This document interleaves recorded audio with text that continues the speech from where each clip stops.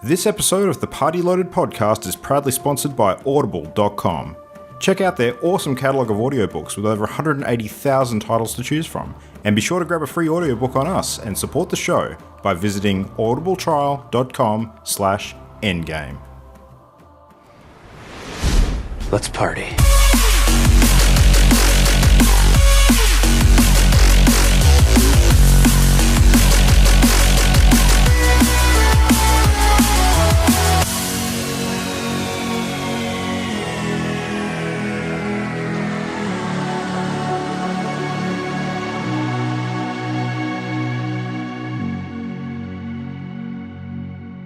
Hello, and welcome to Wednesday, the 6th of July. My name's Luke Ratelek. This is Party Loaded, of course, back for episode 33. And as per usual, lots of video games to talk about tonight, lots of activity during the week, and a few people to do that with tonight. We have returning to the show, #ActualJam. Welcome back, Jam. It's me. Hi. I am back. You're I back. am back with a lot of wine. So you've had a full week to actually sober up. How are you feeling tonight? You cozy? Yeah, I'm good. Very content. Now I have to ask you, are you the new Australian Prime Minister? What? Okay, cool. Who knows? No. We won't know for 2 weeks. No, you could be. We just don't know. It's true. Everyone, did you just write that little jam and tick the little box? Yeah. That's it. Sweet. Yep. I didn't write it, but I got my ballot paper and I jammed it in the box. Does that count? Someone else who could also be the new Australian Prime Minister, we have Imogen. Hello. That would be amazing and also terrifying. What would your policy platform be? Double bunnies for life. I'll get back to you. Yeah, double bunnies for life. Double bunnies for life. That sounds about right. We also have Ollie, who, believe it or not, shaking could his head. also be the new Prime Minister of Australia. No. No, I don't think you'd want that job. God. Can you I don't think imagine? anyone wants that job, apparently, according to the votes. No, and apparently nobody wants anyone to have that job either. So, Yep. yeah. So just a little footnote for any of our international listeners that are wondering at this point in time, what the hell are they talking about? Yeah, it's been an interesting month in politics all around the world. I mean, we've had Brexit to deal with in the UK. We've got the Trump shenanigans going over in the US at the moment. And Australia's just had a federal election and we have no leader currently while they actually work out the closest tied vote count in the history of this country, I believe. It's So, extraordinary. We just didn't want to be left out of the whole He retains government stuff-ups. no, that's it. Like all of the big he countries are retains the shitting job the bed. We until need to someone as else well. gets it. Yeah. We're not afloat. Someone's still ruling us. It's just that he's just interim. Yeah. We're a few more steps away from having the whole Lord of the Flies thing erupting, so yeah. It's all good. Administrations are still being already administered. starting. Yeah, Yeah. it's already starting. There's already is there a leadership spill? If I hear leadership spill one more time, I might have to break my television. Well, the vote counters at the moment are racing to count votes in time before the next, internal shifting of, candidates in the major parties, because we could have a new PM before they even determine what the votes are. So, yeah, it's crazy. But anyway, you know what's really, really good when politics is crappy and getting you down? Playing games and doing some of that escapism thing. How's that? And drinking wine. Yep. Yug, so I listened to our episode from last week. Thank you so much, Yug. You are an awesome temp jam. Mm-hmm. And his advice to drink and game is just fantastic. Yeah, solid It was advice. just spot on. That's Yeah. what I've been doing. Life skills. So Fortified sage. wine and games. It was board games, though, unfortunately, while I was down south. I had no internet, no phone signal. It was weird, but kind of cool. Well, let's kick off with you then, because you obviously got back and took some days off work. So what have you been Yes. catching up on video game-wise? Well, I got back just before the Steam sale ended. I picked up enough to hit 100 games in my library, which was amazing. Woo! It's a nice milestone there. I know, and that's because I got the Sam and Max games, and altogether there's like 16 different episodes that pop up individually on your wow. library list. Oh my gosh. So yeah, it just like smashed that number up. I picked up Corgi Warlock. I haven't played it yet, but I'm excited. I heard that I saw you two both get it, so I thought, holy crap, I need to play this. We have to do some local co-op though sometime. That looks Yeah, I'm down. amazing. It is only local co-op, isn't it? Yeah. Yeah, Yes. it looks like. I picked up the Metro Redux bundle Oh, because so good. I played some of 2033 way back when it came out, and really enjoyed it and just didn't get back to it. Is that Metro Dying Light? Is that it? No, Metro 2033 and Metro... Oh, is it Dying... No, Metro Last Light is the second one. Yep. Yeah. But Dying Light is the other game I picked up because I adored it on the Xbox, and my brother and my cousin have it on Steam. So I got the Following, which is base game plus the expansion. It was quite affordable, and I've started sinking some time into that to level my guy up. It's awesome. Parkour zombie smash. Talk us through Metro. What is Metro? Because I'm only very vaguely aware on the periphery. It's so long since I've played it. Metro's... Post-apoc Russians Yeah. in literally the Metro Underground in Moscow. Yeah, and if you leave certain areas or go above ground, there's all of this fallout. So you need filters and for Gear your and gas whatnot. mask and gear, and it's really survivalist because if you don't scavenge enough or purchase enough, you'll just find yourself gasping for breath and losing vision and stuff. It's And single there's player these narrative. creepy ass monsters running around. Is that third-person single-player stuff. narrative? No, can't remember. first person. First person. Is it? Okay. So literally one of the options that you can have when you're above ground, you're running around, your mask fogs up. So you'll be in the middle of a desperate firefight. You're like, do I reload? Do I look? Do I run? Or do I wipe my mask so I can see where I am? Ooh, It's just like, oh God.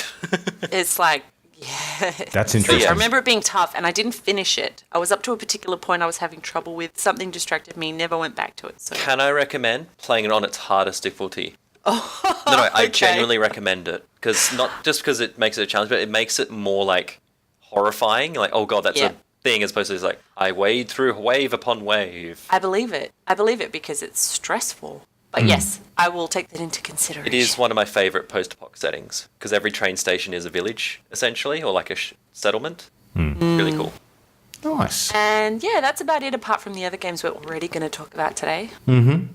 So slowly catching up. Yeah. Nice. Not bad for a few days.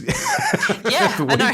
It's alright. You certainly played catch up That's fast. Yeah. Pretty decent. Yeah, not bad. Well, I guess I'll talk about a couple of things I've been playing this week. So, Witcher 3 is obviously still happening in the background. I've been chugging away at Gwent. But, Yeah, I was going to say, how much is Witcher 3 and how much is Gwent? actually, to be fair, it has been about 90% Witcher and 10% Gwent this week, just because of the point of the story that I'm up to. So, Wow. yeah, I've started I'm That's probably what up you're to roughly where Jamie is, I think, where I've just commenced Yeah. the Bloody Baron quest Bloody line. Baron. Yeah. Yeah. Yep. I'm still there. Don't worry, there's some Gwent in that. I know. I found out that the Bloody Baron is like the local Gwent champion or something. So, yeah. And he has like a unique card that you can win off him. But I actually managed to win it off him pretty quickly, so I didn't have to muck around with that too much. So that was good. And then I sort of got on with the story. And this particular story arc is really, really good. So I'm definitely more absorbed in that at the moment, which is cool. Yeah. But good game is good is the summary there. And we'll continue to update upon progress there as I sink a bit more time into it. I think it's a good game to sort of just play a bit of every couple of days. Like I don't feel like I have to binge on it. It's just really fun to just have ongoing, which is good. So I also dug into the recently released episode 6 of Minecraft Story Mode. Now, if you guys remember, this is the one we talked about a few weeks back where Telltale had actually brought in some of the well-known Minecraft YouTubers to actually play characters in the episode. Now, their use of that is spectacular. They've done a really, really good job sort of incorporating the characters into the story. And they all have a pretty unique part to play in the sort of sleuthing that you have to do because it's a bit of a murder mystery episode. You kind of have to, work out who's the culprit of, some crimes that are going on. And they don't all necessarily get on, which is kind of interesting too. So you get to see a bit of the, the to and fro with them sort of giving each other shit, basically. It's pretty funny. And I'm sure some of this is based on their characters in their actual channels and that kind of thing. Now, the one that I know the best is Dan the Diamond Minecart, because it's like my son's favourite YouTuber ever. And some of the things that you would not know unless you actually watched his channel, they've actually incorporated really well into the character. So, for example, one of the things he does on his YouTube channel is he's always changing his hair colour. He never mentions it. He just does it all the time. And it's kind of weird until you get used to it. But in the game, they've actually actually literally got the character's hair color changing from room to room, and you don't actually, it's never obvious. It's hilarious. Fantastic. Yeah, it's good. That's very clever. Just little touches like that I really appreciated. So yeah, I've really enjoyed the episode. It's probably a little bit more investigatory than some of the other episodes, which are a bit more on rails, I found. This one kind of, requires you to make some deductions and, have a guess at a couple of things, which is kind of cool. But apart from that, it is still very much, a linear storytelling sort of process. It's not like you can vary off it too much. But I've been having some massive issues with it because most of the Minecraft story mode sort of episodes are 6 chapters long. I've gotten up to the end of chapter 5 of this one, and chapter 6 keeps crashing and I can't actually start it. So That's unfortunate. Oh, it's really annoying. I can't really necessarily blame the game though, because I am playing it on a slightly older iPad. I think it's like an iPad 2, so it could be my machine that's got the issue. But I deleted a whole bunch of content off it and, cleaned it up and synced it and made sure everything was updated, and I'm still having issues. So I'm kind of in this crappy spot at the moment where I'm just wondering whether I should persist with it and try and, force it through, or whether I should just give up and maybe just purchase that episode on Steam or something like that. Not sure. But yeah, it's annoying. I'll get through it at some point. Purchase a new iPad. Yeah, it's funny you should mention that because my wife recently had hers die on her, so we are actually in the market for a new iPad at the moment. So there you go. Might do that. Well, I had similar issues with episode 5, the previous one, if you remember. I finished the last 4 and then just couldn't get it to load 5. I had to basically delete the game entirely, which deletes all of your previous choices, and I was just lucky that that because I hadn't connected it to my Telltale account, which is silly. But yeah, so I don't know that it's necessarily just your iPad. No, it might not be. I mean, and then one thing you can do is you can actually delete the individual episodes and keep all of your save data.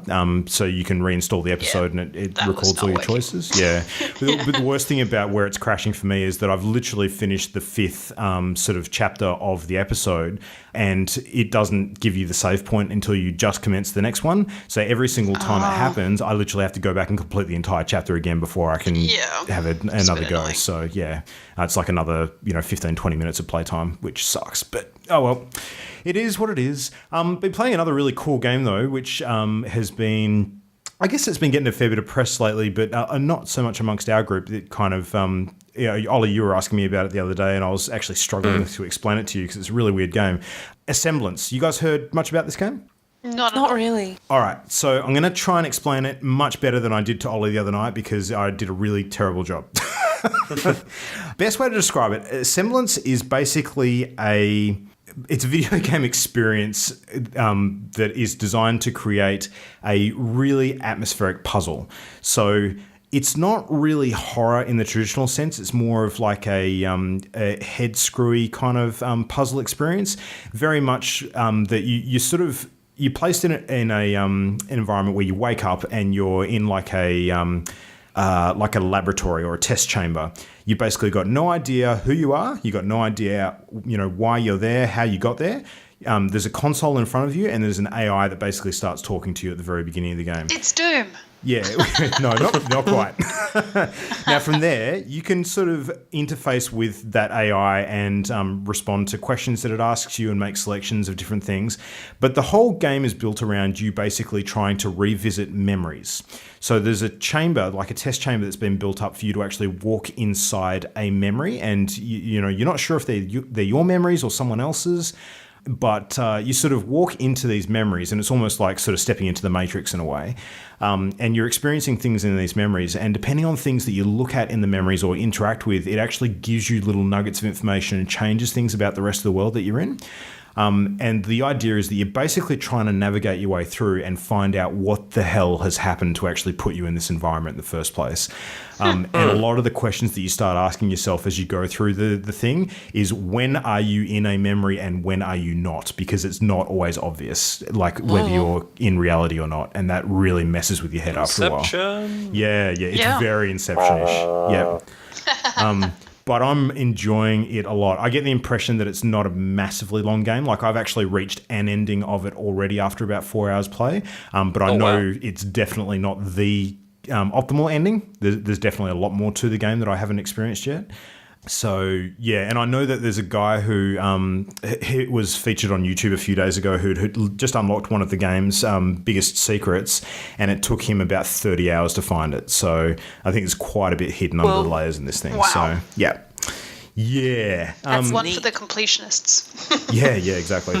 Visually stunning though, like really, really nice. The rendered backdrops and sort of worlds that you are put in the different scenes, very, very high detail.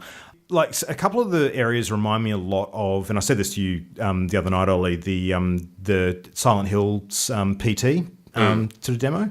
You know, actually being able to go through like a house and you're not sure if you're alone or not, and you're not sure, you know, what around you is sort of, you know, different to the last time you were there, and that kind of, you know, stuff that's messing with your head. It does give you that kind of House of Horrors kind of feel, even though you're not there facing a supernatural entity, if that makes sense. Yeah. It's just, yeah. Very cool game. Definitely recommend. It's fairly cheap too. I think it was only like $10 or something like that. So for the price, it's pretty worth it, I would say. So yeah, Check it out. yeah, check it out. What else do we want to talk about? We've got State of Overwatch. yeah, we've all been doing a bit of that. Jam, have you caught up on your Overwatching since you got back? I have, so that's the first thing I did. I got home, threw some washing in the machine, ate, and then jumped on Overwatch because I was like twitching after a week away from all of my games. It took me a couple of days to get through the 10 games to rank, but I'm now ranked and I'm on 41, I think. And I'm liking it. It's different though. Yeah, I'm impressed. It is I'm weird, impressed. isn't it? It's very not the experience that we were having previously. I No, think. because you've got to really focus on each objective point. You don't want to lose a single one. It's this desperate mad scramble Yeah, more than okay, so we lost one. yeah. We lost one. Let's just give a really quick high-level overview of what's actually changed in the game, because this all sort of came out just as we were recording last week's episode, so we didn't really get a chance to talk about it too much while we had Yug here. So competitive Overwatch has just launched. It's in an alternate sort of game mode where you can basically play ranked matches against other teams of players in Overwatch with the goal of basically building on a competitive rank and earning competitive points that you can use to unlock additional sort of features for your characters, like, you know, cosmetic features. And the big thing is golden weaponry. So each of the characters has like a golden version of each of their guns, or, you know, in some cases melee weapons available. You know, if you get enough points, you can sort of unlock that. But for a lot of people, it's about the, you know, just the ranking on the ladder and the competitive gameplay and that sort of thing. But yeah, when this was announced, we maybe suspected that it was going to create an environment where it would clean up quick play a little bit and remove some of the ultra competitive players out of there and create a mode where the ultra competitive players rule the roost, and it gets really, really hard. And I think that we've been pretty accurate in that assessment. So Yeah, that's challenging. pretty accurate. That's for sure. It's competitive mode is a very apt title for it. yeah, I don't think I've heard as much vitriol from people as when I was trying to complete those ranking matches, because as background for Overwatch, when you're doing those ranking matches, everyone's in the same bucket. So at the moment, there's players who, you know, their skill level's far above mine that are not ranked either and are playing the same game. So obviously they get very annoyed when it's not obvious that you should be doing this or you shouldn't be doing that, or that you're maybe not up to what they're used to playing with. So yeah, there's been some positive experiences as well. There's been some competitive matches, especially whilst I was still not ranked, where I had one sort of particular person leading everybody and giving everyone help and saying things like, if you want help, like, I'm thinking this in terms of team makeup, and how about you try doing this instead? And so that was kind of cool, but that was definitely not the normal way that I became ranked. I've had the opposite experience. I've had mostly positive people, and last night I had we were in a group of 6, and it was fantastic. We played some amazingly close games. There was one we were losing. We were down 2 rounds to none, and there were some server troubles. They had their 6th drop and disconnect and couldn't get back in. Yep. And we won it back, but only just. And we had 6 and they had 5. And they were good sports about it, all things being considered. Some of the other 6v6 games we had were it looked like we were clearly a group of 6 who could communicate versus a group of 6 who could communicate were just astonishing. The back and forth was amazing, and that just went for so long, and everyone was so great at the end. They're like, wow, great game. That was an excellent play. Yeah. So, Yeah. I think that's the thing. When I was doing my ranked matches, I was playing by myself. Like, nobody else was online. So I was joining 5 other strangers with very little ability to communicate. So that's why I'm saying now I'm ranked, and if I'm hop online with people, different experience. But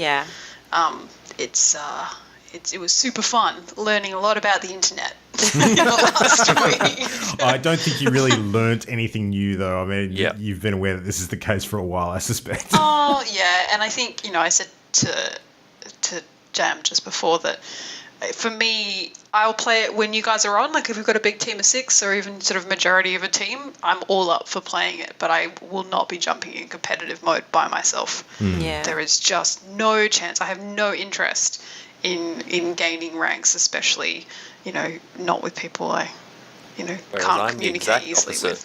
with. You prefer to do it without us? No, I prefer competitive to quick play. I genuinely find, because everyone actually communicates, quick play, everyone's just a mute. Whereas in competitive, people actually use their microphones and they talk and they coordinate and they talk about team comp.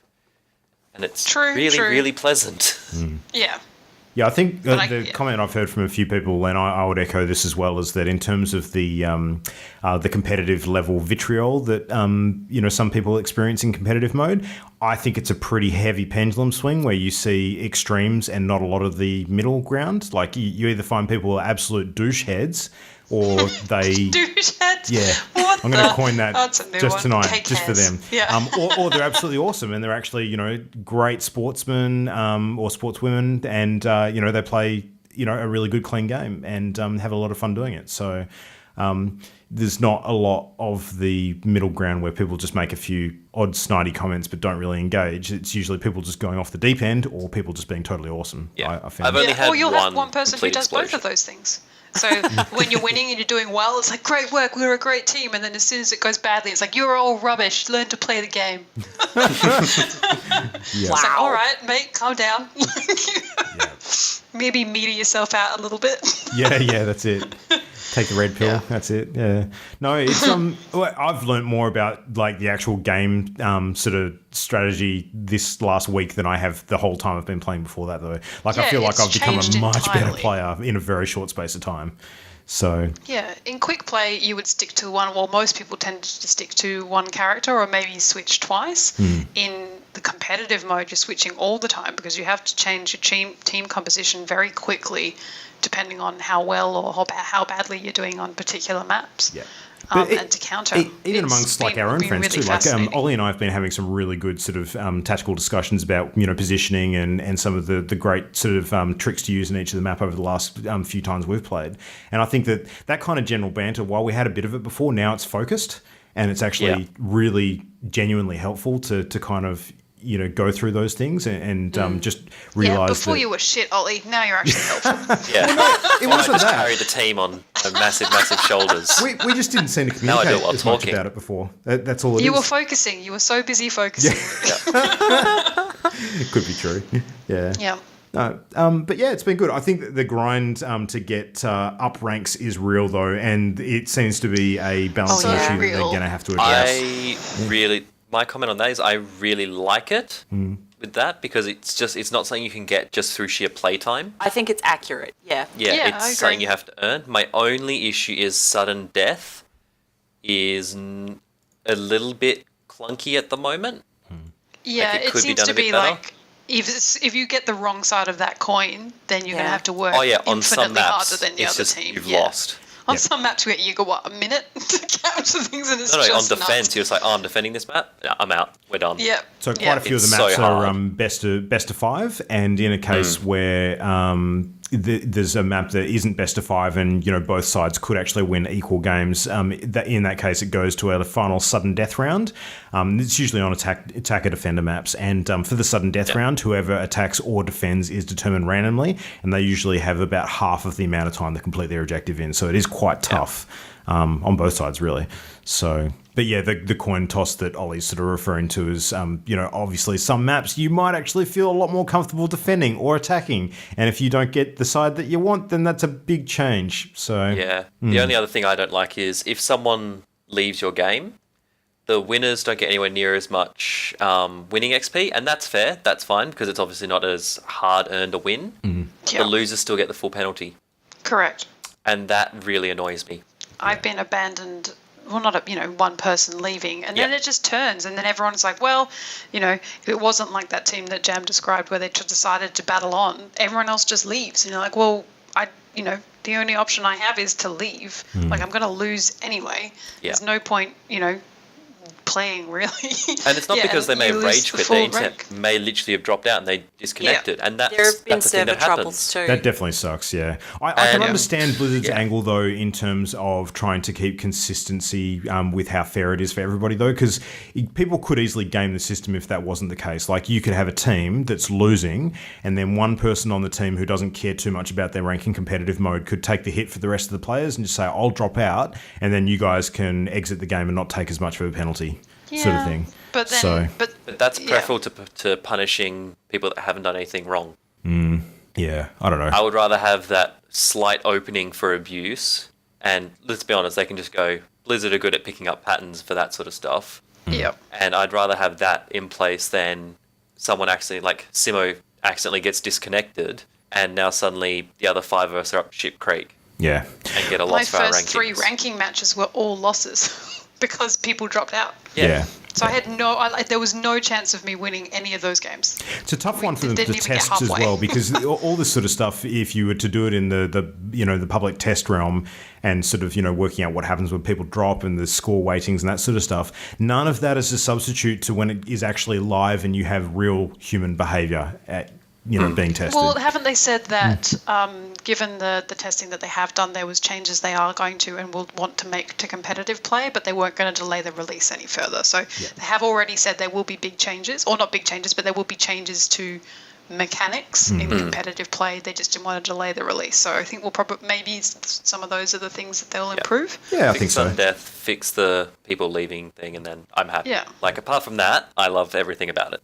Well, they've chosen a really good way to run the schedule as well, because they've broken down competitive play into seasons. So there's going to be generally 4 seasons each year, consisting of around 10 weeks apiece.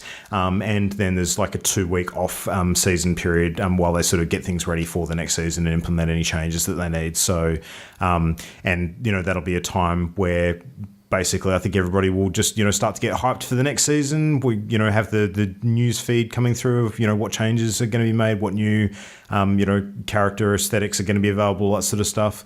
And sort of ramp up for the big launch again, which would be kind of cool. It's a little similar to how Diablo goes at the moment, but obviously because Diablo is not a hardcore competitive game so much as Overwatch is designed to be, or will ultimately be. I think it'll be slightly more anticipated on that end, but it's good. The first season is going to be a little shorter just because of the way that the dates have landed. So we're getting probably more of a taste at the moment, and the first proper full-length season will be season 2. I think it's been a good opening so far. I'm still enjoying it. Overwatch, fortunately, is a game that I can get my ass handed to me at and still really have a good time. So, yeah, which is fortunate because that happens a lot. Do you want to talk about the other game that we've all been playing today in an explosively, immediately fun way? Yes. Just a little Just bit. came out of nowhere. Stories. Yeah, so we've all sort of been aware that the new augmented reality Pokémon GO mobile game was going to be on the horizon sometime soon.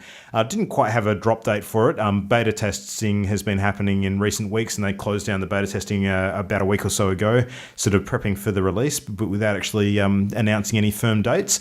And then all of a sudden it all happened this morning. Woo! Yep. So exciting. Yeah, I woke up because I slept in because I'm on holidays. And I'm like, why is there like 150 messages in my WhatsApp? Oh, worst. Oh, what happened on the internet? Whoa. So, yeah, that was a huge surprise. Yeah. So I probably want to hear about your day the most, Jamie, because you went out and played a lot. Because I had a day of, travels and journeys and excitement. Mm-hmm. So I woke up, I saw all of the messages and I went, ooh, so I downloaded it. Then I couldn't actually connect and log in for a really long time until I disabled my Wi-Fi. For some reason, the Wi-Fi just would not let it load, but my 4G was okay. So I headed out for lunch and didn't know what was going on or how to play it quite. So my brother and I are sitting in the car, my sister's driving. We've both got it on our phones. And we're going through our suburb. We have a lot of friends and family who live in the same suburb. And we see that there are 4 gyms near us and we're like, oh, cool. They were unclaimed at that point. We were only level 2, so we couldn't approach it to claim the gym because you've got to be level 5. So we're figuring out how to find Pokemon, what they look like when they pop up because I'd only caught one at that stage. How the Pokespots work, you can get some free items from them and they're all nice little landmarks in the area. And we go out to lunch. And while we're sitting down, we're completely distracted, figuring out how to play, starting to catch some Pokemons. And we head back home. It was so funny because everyone's chatting about it on WhatsApp and some of our friends in the suburb are talking about it too. And we approached our suburb.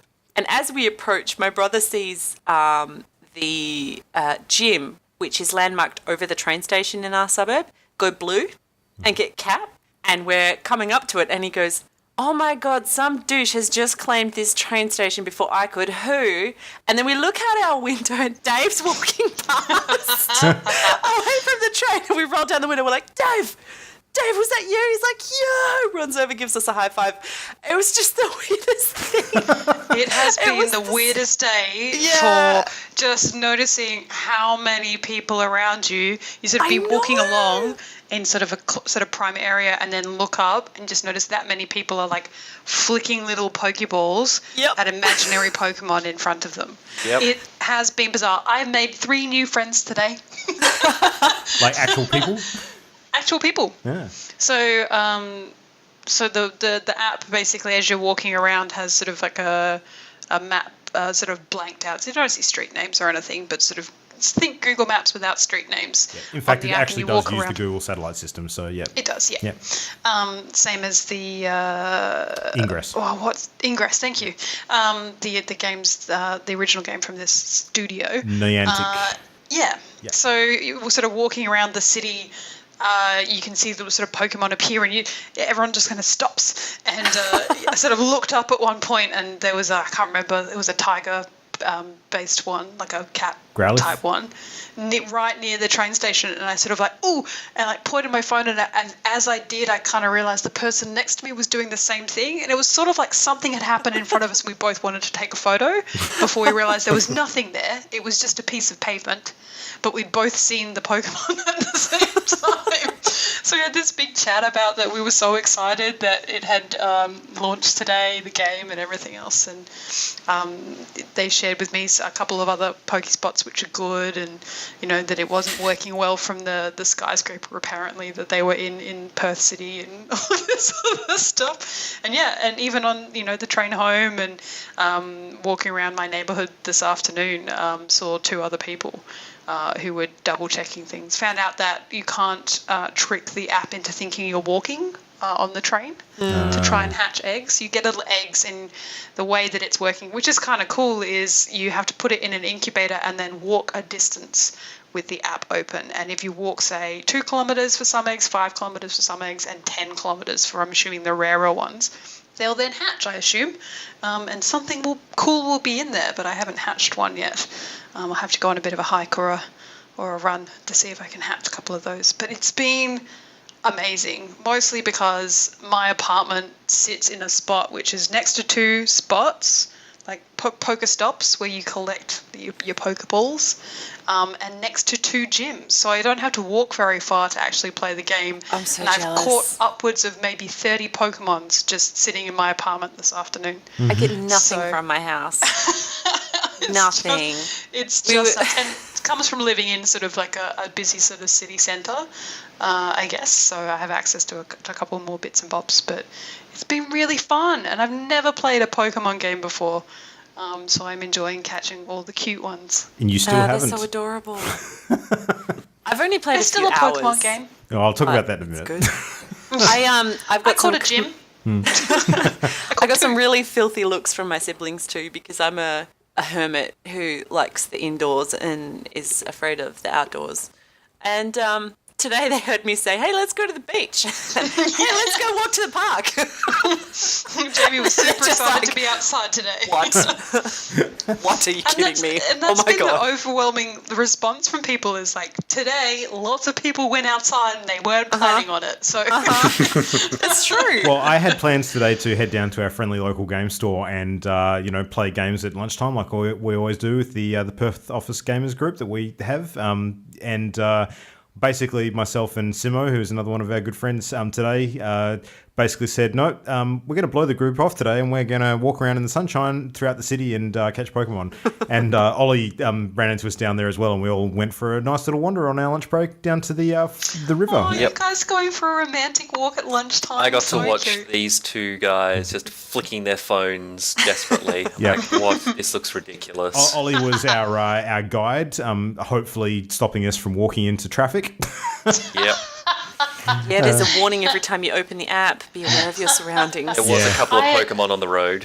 Yep. Yeah, I am waiting for the first Poke death. Mm-hmm. Someone to accidentally or injury. I thought you were going to say injury, but you went straight to death. I went straight to. Oh, it's gonna. You know, it's gonna happen. Like, people get absorbed in their phones at the best of times. I know. It's very dangerous. To be fair, though, one thing that this app does that, other things don't, that people get absorbed in when it comes to their phones, is it actually shows you what's in front of you through the camera.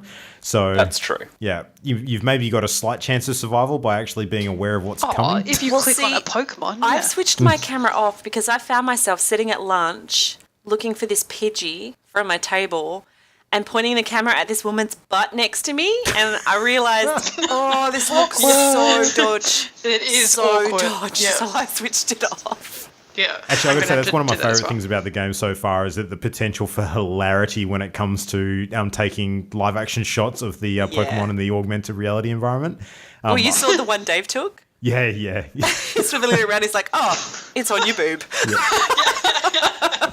It's all so funny. Yes, just because I was sitting on my couch like late this afternoon, and like one sort of popped up. It just kind of looked like it was sitting in the middle of my lounge room. I was like, that's bizarre. Mm-hmm. This is kind of weird. It's so cute though, and I found some high level ones. I've got one over 300. Mm-hmm. Magikarp. Like, yeah, I'm having fun. Yeah, yeah. It's been a I fun don't day. think It's it's got a high destroying my shelf life. battery. Yeah. I don't think I'll be obsessed with it for a couple of days, and then I'll play it again at PAX probably. No, we have to have for the outings. sake of my WhatsApp chat. Yeah, We'll make another one, Ollie, and we'll exclude you from it. Don't worry. it'll just be everyone but Ollie. Yay!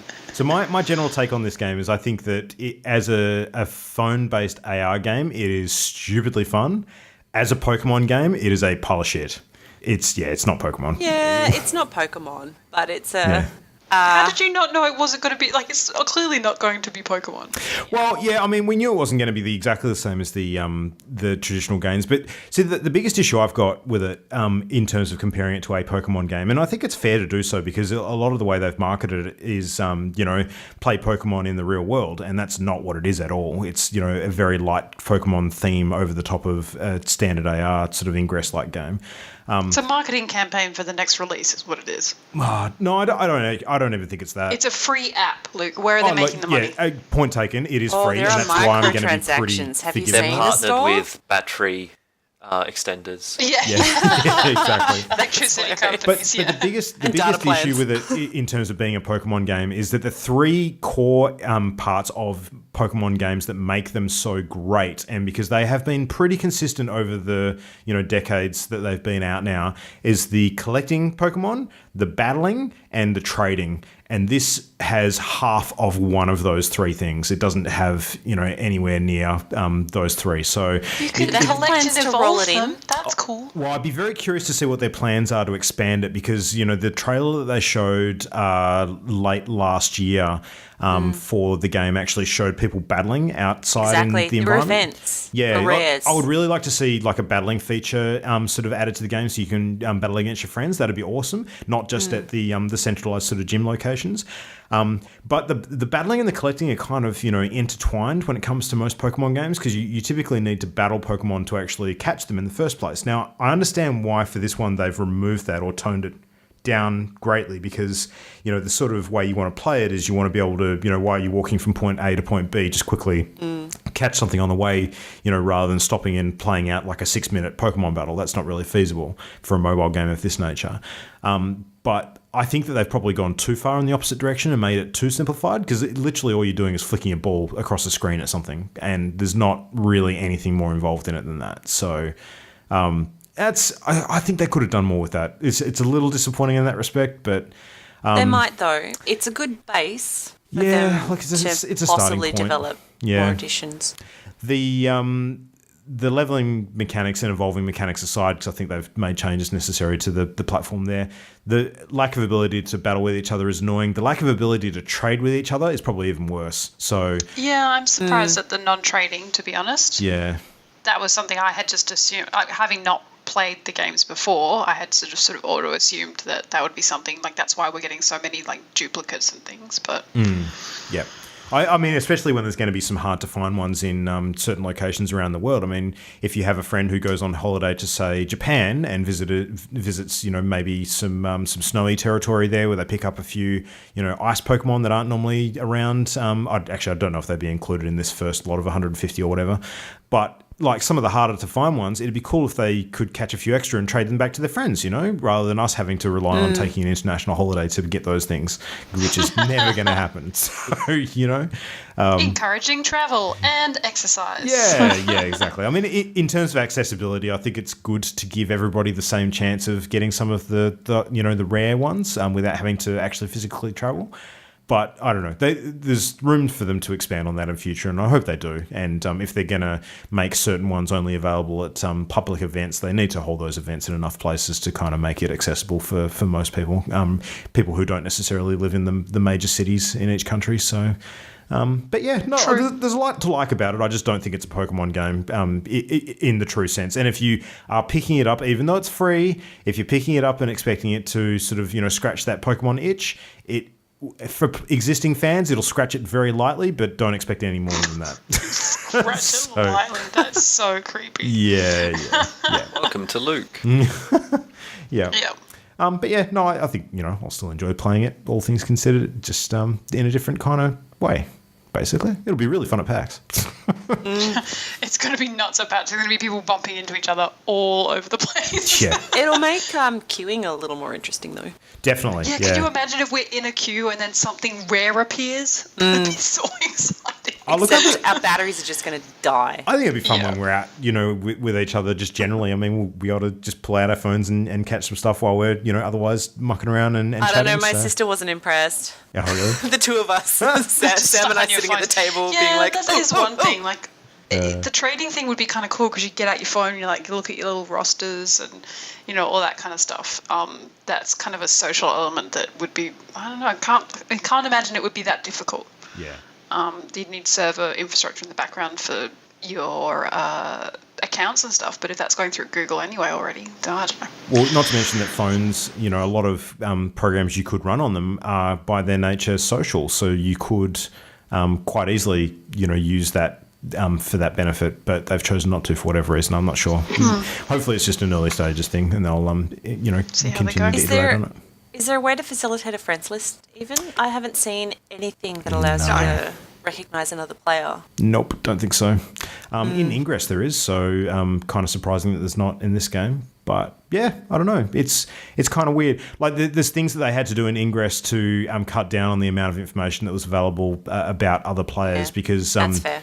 I mean, it actually got crazy in that game to the point where certain capture points in Ingress, people had actually started, erecting fences and putting barbed wire up and fortifying the actual it was ridiculous. location. It got a bit much. People got a bit mental. Yeah, people got nuts. So maybe they've taken that out on purpose. Maybe.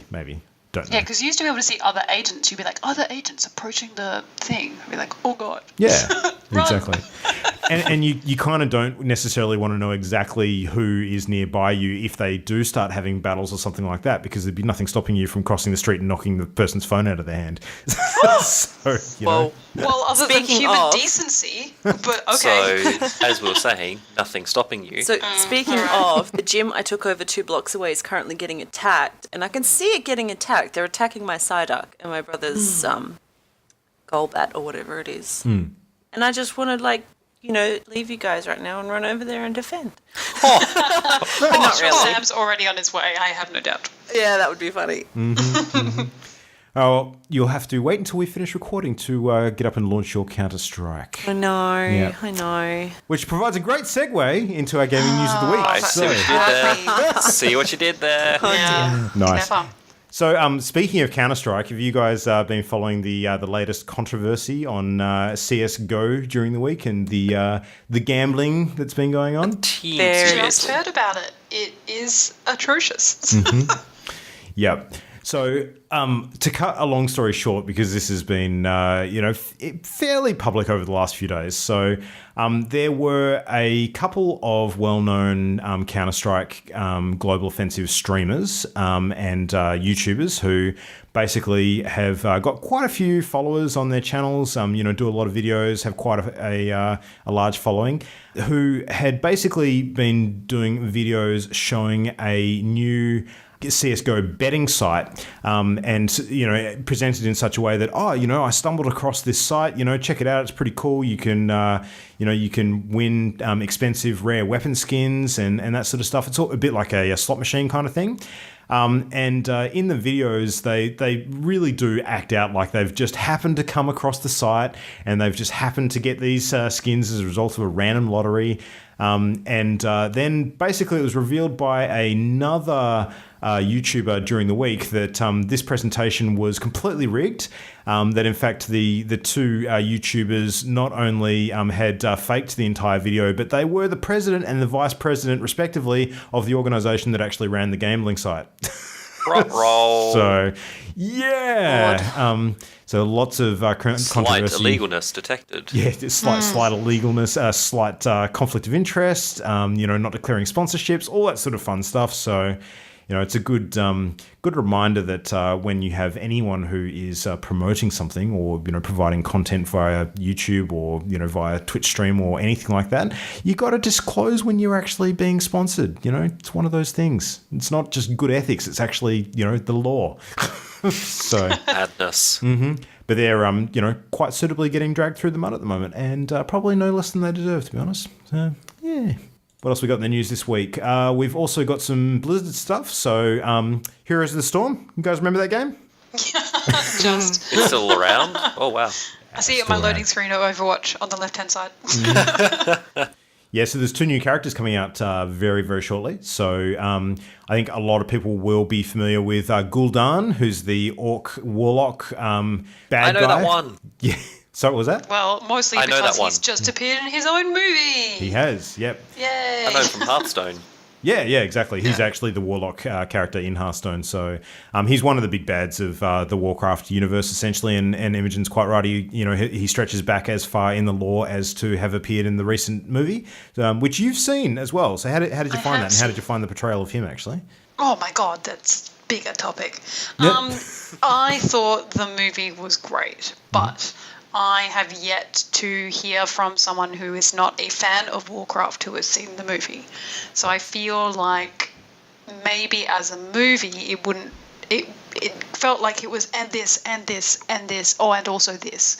But for me it was interesting because I know the lore and I like the way they portrayed it, and it was a little bit Alliance focused. So as a Horde supporter, it was just left me feeling like maybe we should have another movie that was a bit more Horde focused. But in the beginning of all of the lore, it kind of makes sense. I think it was done really well. I think that the big concern was that the orcs weren't going to look quite right, and scaling of like the armor and things, because it is quite comical, I guess, is the sort of best way to put it. Capturing the Warcraft art style or the Blizzard art style from Warcraft inside the movie, but I think they did a really good job. So I'm not surprised to see him as a character. I think they're really capitalizing on people being introduced to him if they were Warcraft fans but maybe hadn't played World of Warcraft and had just played Heroes of the Storm or even just Hearthstone. Having a character in the game, it's that cross-pollination. And even Oriole as well, which will probably come into play at some point in the near future. Probably, maybe, I don't know. It seems odd. It's another Warcraft-based character, but yeah, not really. Oriole? Isn't he Diablo? Oh, he is Diablo. You're right. Yeah. I was like, he's not in the movie. Why have they put him in there? But no. Oriel's one of the angels in Diablo, I'm pretty sure. So yeah. he may he have looks very similar to something else.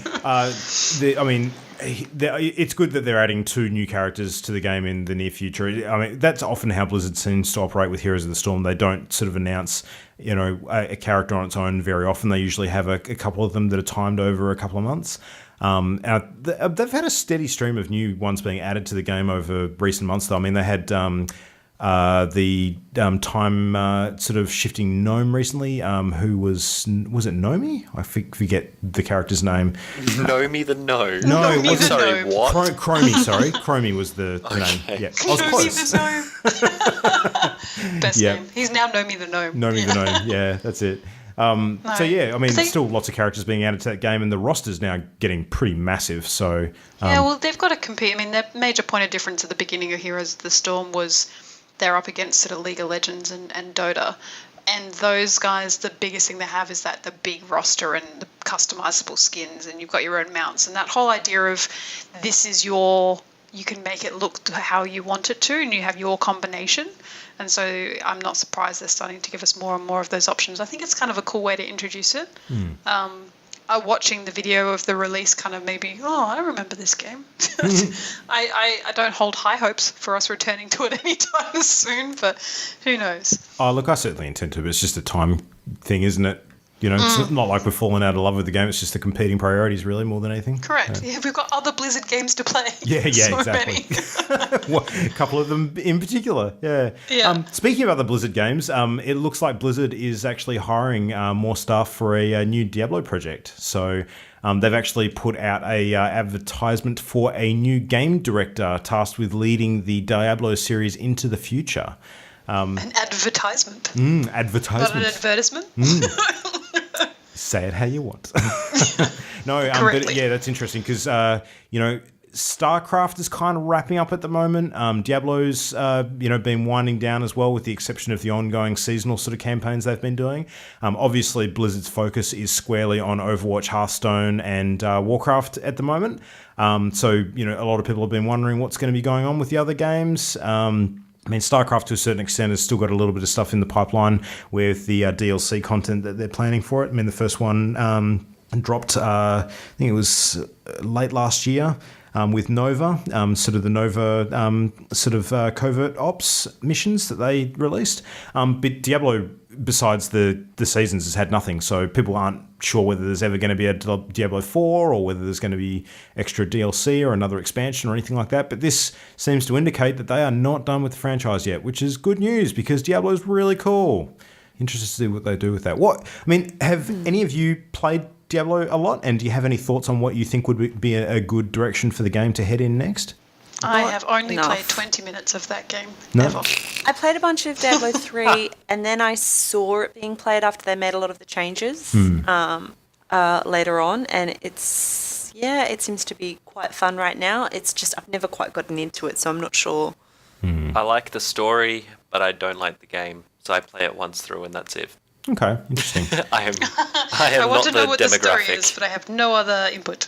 It's in a weird position because the game has gotten a ridiculous amount better, well after the latest expansion kind of launched. Like some of the ongoing. That is awkward. Yeah, it's bizarre. Like some of the ongoing changes they made to the game and the implementation of the new season structure and that kind of thing really made it hit its stride. But the timing, obviously, by that point, is not great. So, yeah, don't know. It's I like Diablo a lot. I'd like to see them doing something else. Oh, look, if they release Diablo 4, I'll buy it and play it. Not going to lie. Wait and see. Yeah, much the same as World of Warcraft. It's one of those things that if you're a fan of the series, you're probably at least going to buy it and give it a shot.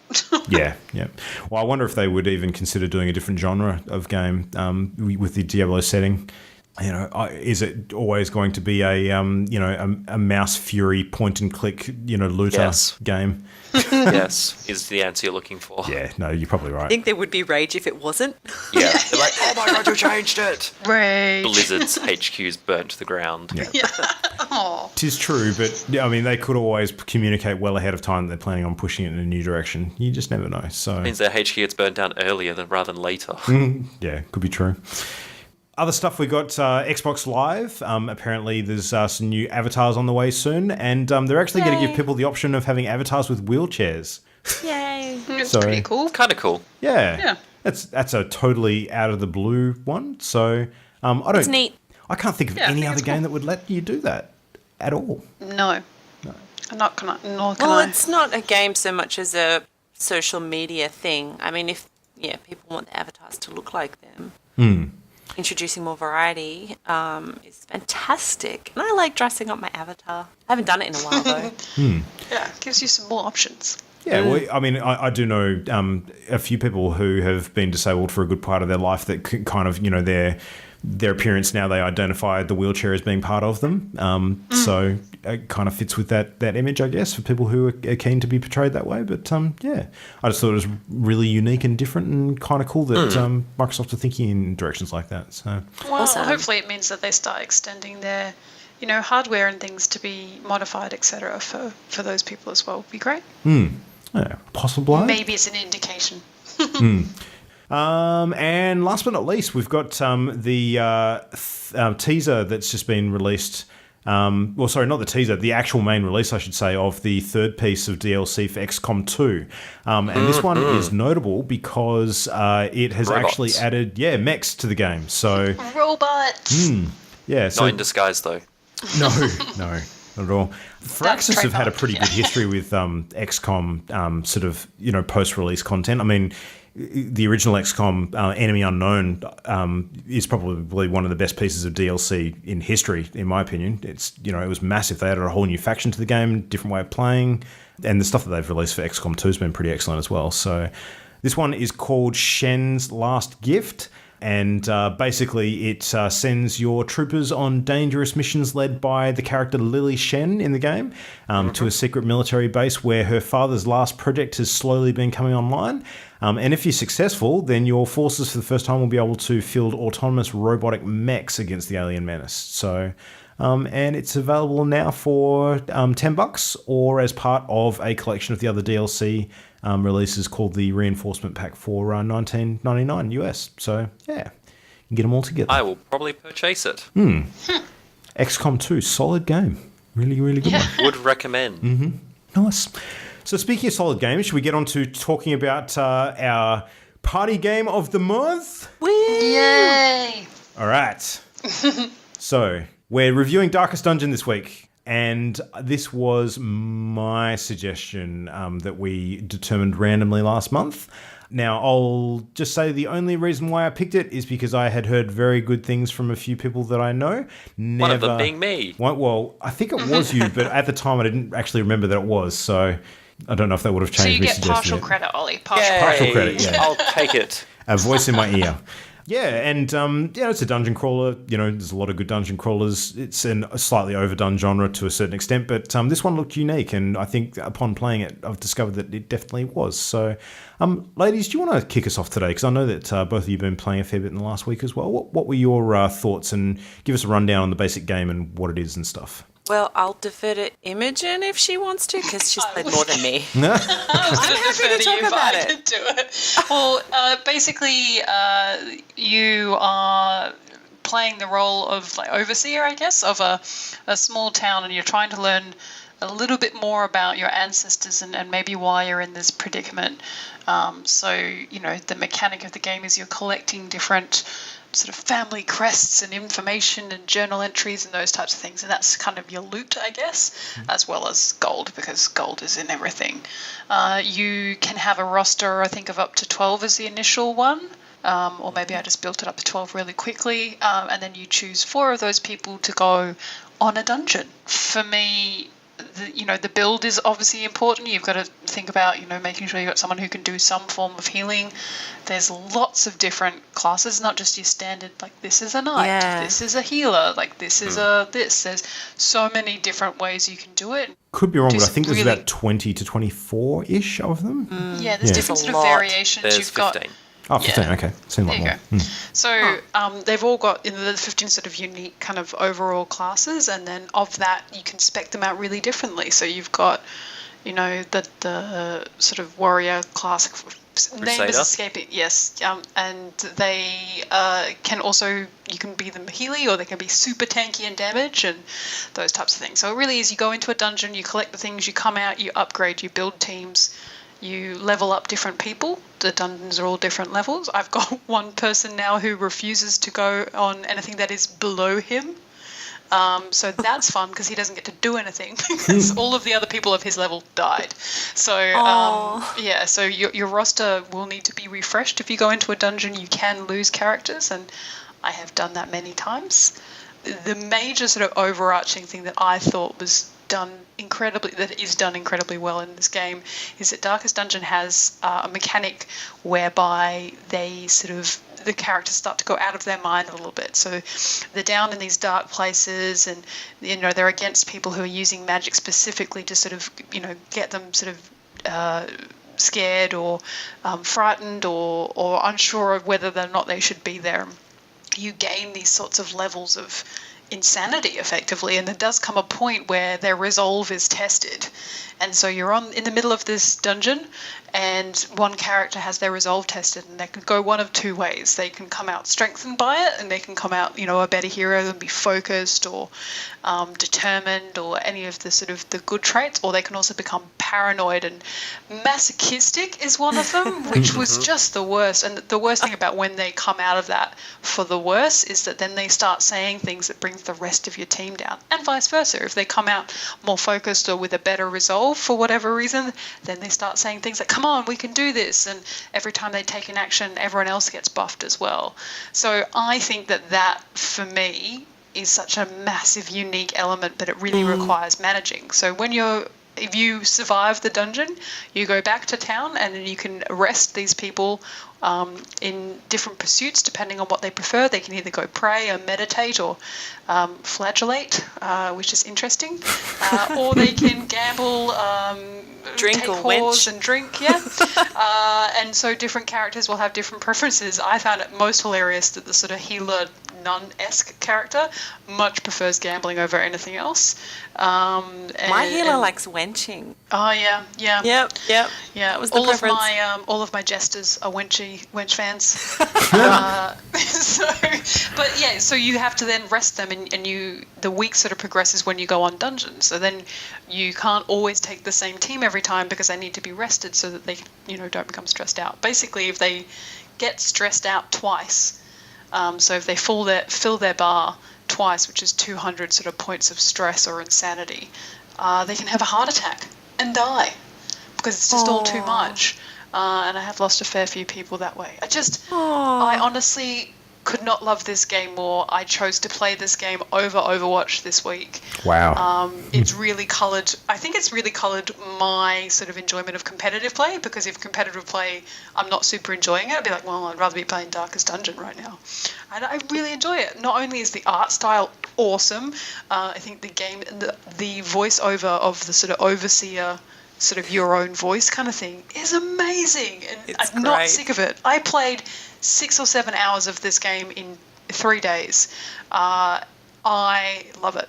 I could not love it more. I like managing the team, making sure I've got the right mix of people, and I sort of think ahead. I've even started considering renaming them so that I know that this person's an A, this one, so whatever their name is, and then putting an A at the end, because those people are all A-based characters, so they'll always be like a tank. So they're all good tanks. They're all spec'd right. These guys are all healers and those types of things. And so I'm getting deep into it. I feel kind of like if you played fantasy football.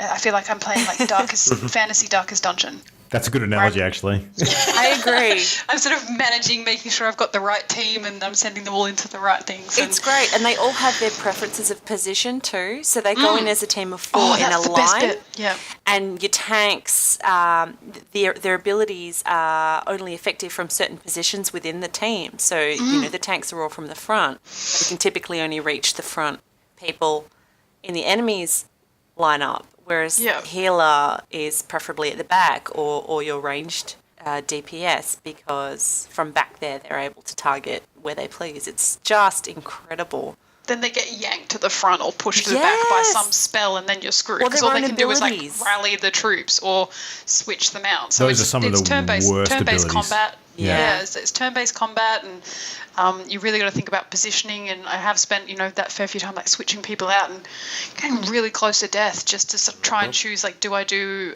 something small here, or do I spend this turn shifting them just so they can do that bigger one next turn? And I love it. It makes my brain think in a way that I enjoy greatly. I feel they get diseased too sometimes when they're in the dungeon. Blight. And back in the hamlet, you've got a variety of buildings, and one of them has a medical ward where you can choose. They'll have to step out for the week, and it costs you money, but you can heal them up. That same place can also remove some of the bad traits they may have picked up, like kleptomania or the masochism.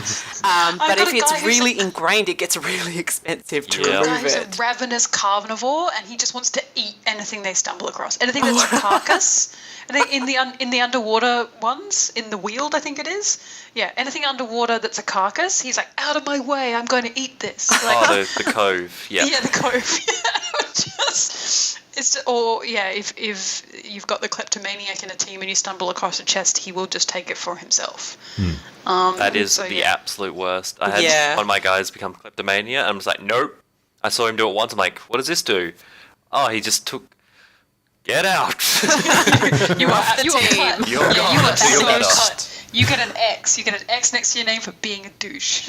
Yep. I was unimpressed. I've been playing it really cautiously so far. I have not had anyone die.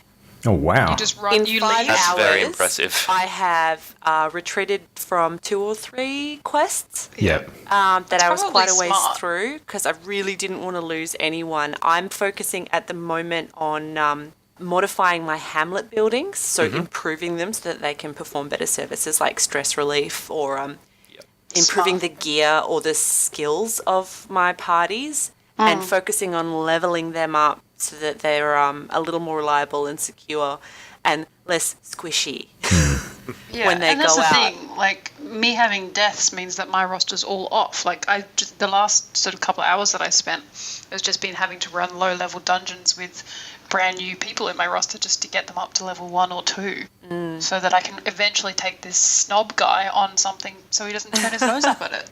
Yeah. It's difficult though because if you retreat before you've completed the quest successfully, they take a huge stress hit They do. as well. Yep. They take a stress hit if you ever move backwards as well. Yeah. Because occasionally you walk past something that you don't even realize it's in the background, like a chest or an urn or some sort of artifact, and you're like, oh crap, I missed it. And you try and move your party backwards, and they all start getting stressed out. That's never happened to me. I've never walked past something. Oh, really? Yeah, I haven't had to go backwards, but I heard that was a thing. Well, I'll That's tell you one time interesting. where it can happen quite easily, and this is one of my favourite mechanics of the game, is when your torch is burnt down to almost nothing. So the game has a torch, which basically is a solid bar that fills up as you light torches, and it provides light sort of on the screen so that your party can actually see. But as the torches burn down, the monsters or enemies that you fight actually get bonuses against you, and the frequency of you running into like higher level monsters increases, I believe. So it's Because you stumble really cool. upon them and you get surprised, as opposed to if you've got really brightly lit torches, you can surprise them more often. Exactly. Yep. And Torches torches are are expendable super important. resources. You can only fit so many of them in your pack when you enter the dungeon. You don't want to take too many, because the more equipment you take in, the less space you've got to actually pull loot out. So it's a real juggling act with your resources. But that mechanic is awesome. Like a little setup. Like if it's a short dungeon, I take 8. If it's a medium dungeon, I'll take 12 total. And if it's a long dungeon, I'll take 2 full stacks. Yep. So 16. This is my standard sort of setup, because the one thing that annoys me most is if they start going a little bit mental just because of light, then that's something I can very easily. And if it gets to the stage where I fill up, then I'll start ditching torches or whatever else. But Well, some character abilities only actually activate when you've got your torch level over a certain number as well. So So I had a guy who that's became afraid of light. Yeah. So I've if the light was those. above 75%, he didn't like that. So I had to cure that guy quick smart. I've been doing that. It's annoying. It's really annoying.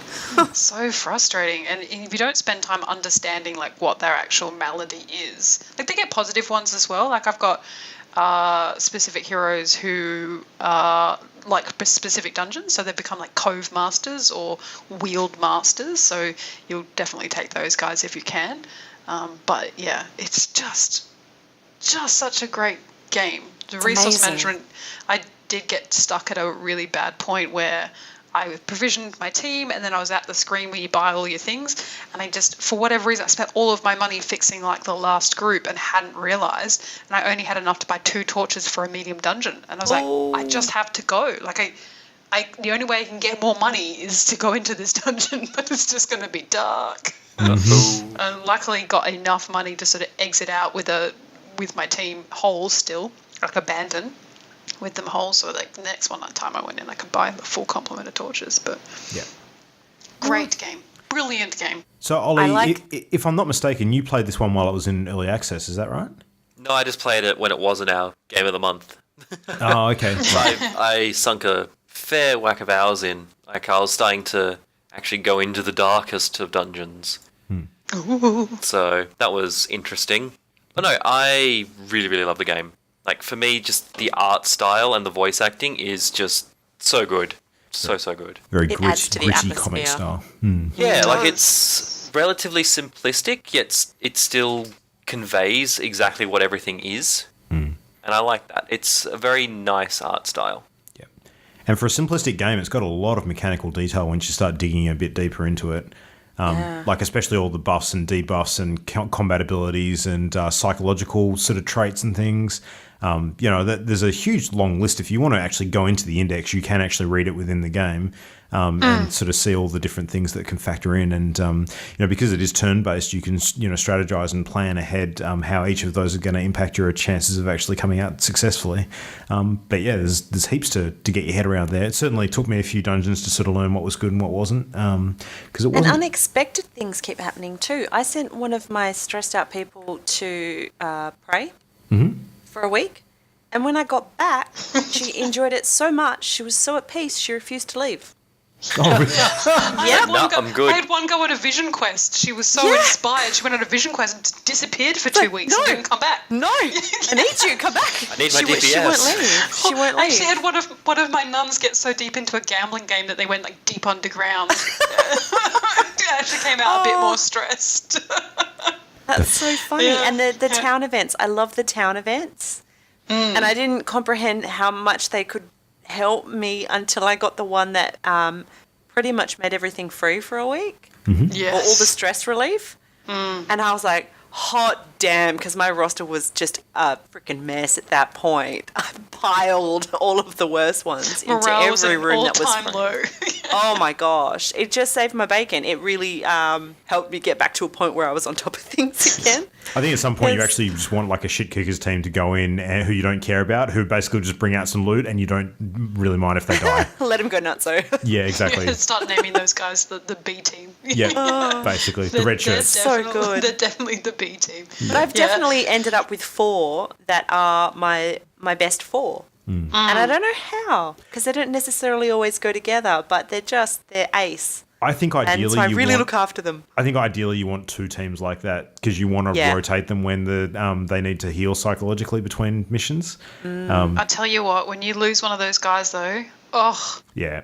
Oh, fingers crossed I don't. No deaths yet. My graveyard is like, empty. I had one more tone and I was like, just don't hit him. Hit anyone else but him. Hit anyone else but him. Nope, death blow, gone. Oh. Damn it. Yep. God damn it, no. I will be devastated. Yeah. Luke, I just realised what the art reminds me of. What's that? Mike Magnolia's from Hellboy. Yeah. Oh, yeah, good call. Yep, I would agree with that. That's the style I was trying to figure out. Yep. It's also similar. There's a World War II one where you've got a dog and you've got to figure out puzzles. Yes. I can't remember Very the name similar of it. to that. I cannot remember the name of that game, but it's incredibly similar in that kind of like paper art sort of style, which I quite like. Cell shading, I think, is the accurate term. Yeah. I also, when you've got a whole team who are just like talking, like all of them are like batshit crazy, and all of them failed their resolve tests, and they're all just crapping on it. I'm like, shut up, whatever, because you have to kind of click on the bubbles to get it. Like, okay, whatever. So I had like a masochist, a paranoid, a frightened, and I can't remember what the fourth guy was. I think it was another paranoid, and they're just feeding off each other, and they all died of heart attack. Like 3 of them died of a heart attack. Jesus. Oh, God. They were all doing okay, and then it was like one whole turn. Every time they said something, they all lost like 20, and because they were all going downhill so quickly, they triggered off all the other ones, and it's like, oh, no, this isn't going to end well. And then cascade fail of paranoid people. It was just otherwise known as a clusterfuck. Yeah, the masochist. Selfish was the other one. So it was the healer. The only chance that I had was that the healer was going to be able to like heal my sort of main tank, but because she'd become selfish, she refused to take orders from me and would just do her own thing. Which was great. So she did her own thing. The masochist was like, no, shoot at me, and like marked themselves and debuffed themselves. It was just like, what is happening? This team was meant to die. I think this is a game that I actually do want to sink the time into and try and finish. I actually do want to reach the recommend. conclusion. I absolutely love it. It's going to stay in my, the game that I will play sort of just on and off. It's something that I can play offline as well, so I'm traveling coming up, so I'll definitely be having that on Steam offline so that I can play it whilst I'm away. My only fault that I have with it is that some things are really not intuitive, and I've had to look up wikis. I would agree. Like equipping trinkets. Yes, that was difficult to figure out. There's references early on to camping when you don't know what camping is yet. Because the dungeons aren't long enough yet, and they keep saying when you camp you can do this, or camping skills. Yeah, you can heal people. I'm like, I need that. How do I do it? And it just turns out it's not a function that's available yet. I think that being said, the intro to the game and the demos that it gives you during your first couple of missions are actually very good. It's the unfortunate thing is that they just omit a few crucial factors that you need to find out. And you know what? It doesn't detract too much, because this game is supposed to kick you in the balls. You're supposed to be uncertain, and you know, going into this horrible deep dark place with no way of knowing what's about to smash you in the face. So, in fact, it does warn you about that on the loading screen when you enter the game every single time. It says, expect to lose, dudes. This is not a mission where you come out intact. Don't get disheartened if people die. I'm like, phew, because a lot of people are dead. My cemetery is full. Yep. I have lost track of the number of people I have lost in my game, because I think you can go to the cemetery and check them all out. I just don't want to, because it'd just be too depressing. I'm like, that guy used to be really cool. That Crusader, he used to be awesome, and then like a tree giant man killed him.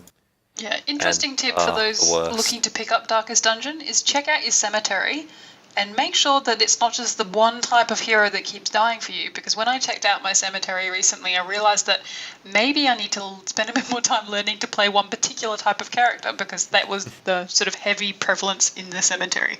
It was the Highwayman, for whatever reason. More of them dead than anything else. So I think I just have to spend more time understanding their position and their abilities, because obviously I don't get it. Nice. All right. But really good. So we picked a good one then, gang. Yes. Yep. It's currently Solid. $24.99 USD in the Steam store, and highly cent. recommend. Yep. Highly Worth recommend. every single cent. Like, I've spent 6 hours. I feel like I've barely scratched the surface of this game. I will play 20, 30, 40 hours of this game. Easy. Yeah. I agree. I need to finish it, so I'll be going back into it. Nice. All right. Maybe we can race each other. Yeah, I'm out. I like taking my time. I'm going to savor this game. I'm really enjoying it. That is also That's fair. high praise. That really is. Yeah. Cool. All right. Well, shall we determine next month's game of the month? New game. Yeah. Cool. All right. So just a quick reminder for everybody playing at home how we do this. So every single month, we in the first episode of the month, we basically review our party game of the month. And at the end of that review, we pick our game for the next month. So we give ourselves basically a month to play it.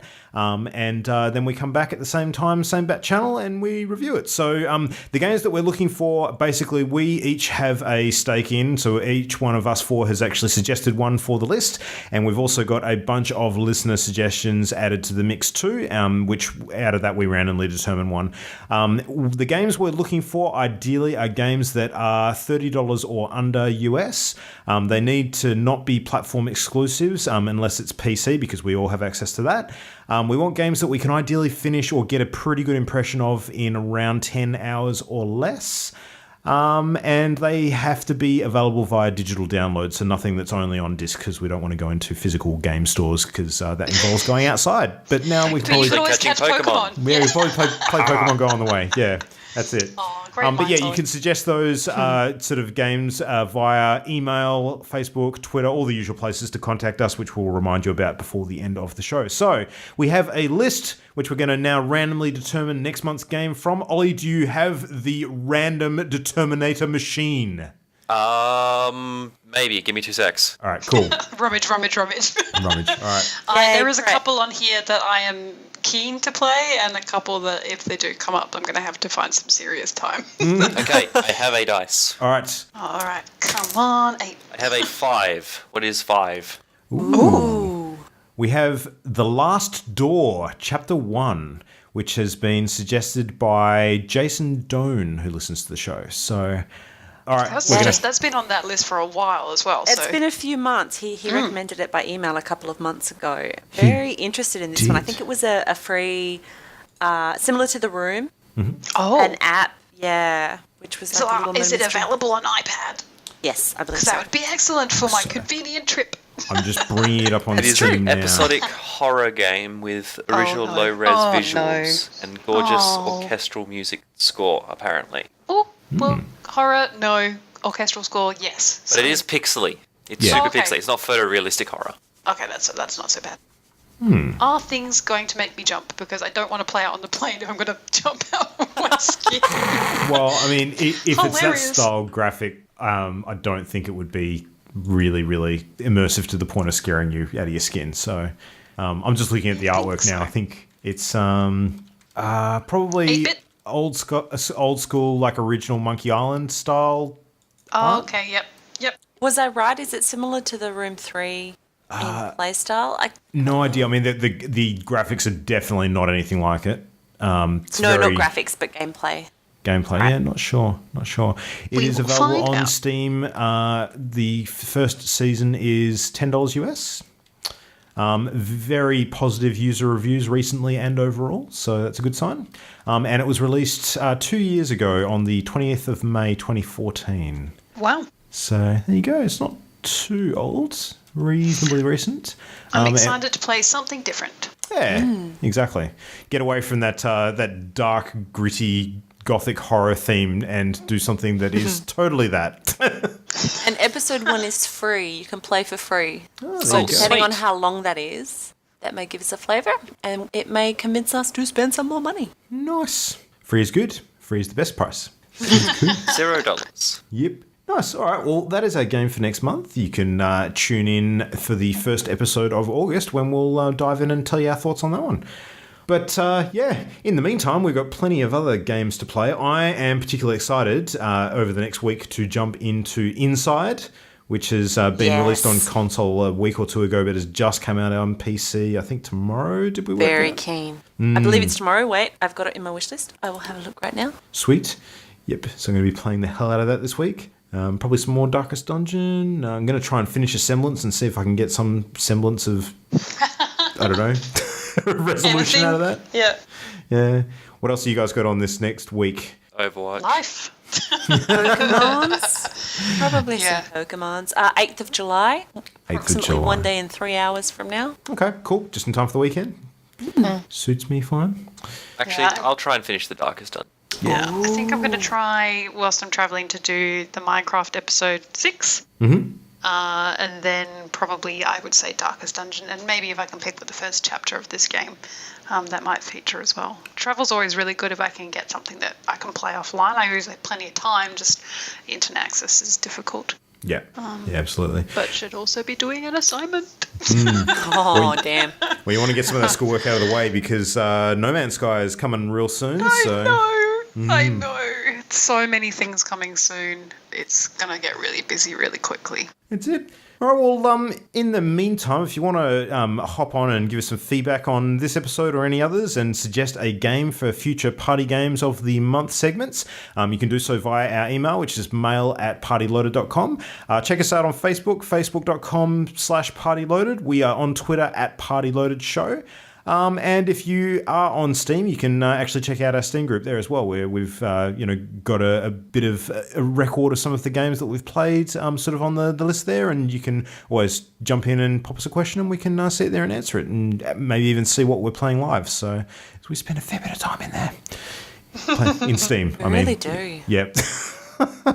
That's it. No, it's has the sale finished now? Is that wrapped up? The sale is done. It's probably just as well. It is over. Yeah. I know. I resisted a couple of games I'm sure I'm going to pick up in the future, Doom and Tomb Raider, so it's just too many. Too many right now. I want to play the game of the Steam, the summer sale graphics. I want that. If you've been on Steam and you saw those summer sale graphics, they were just the cutest little things. There was one that was just like logs sitting around a fire on fire. It was just playing catch with a spark.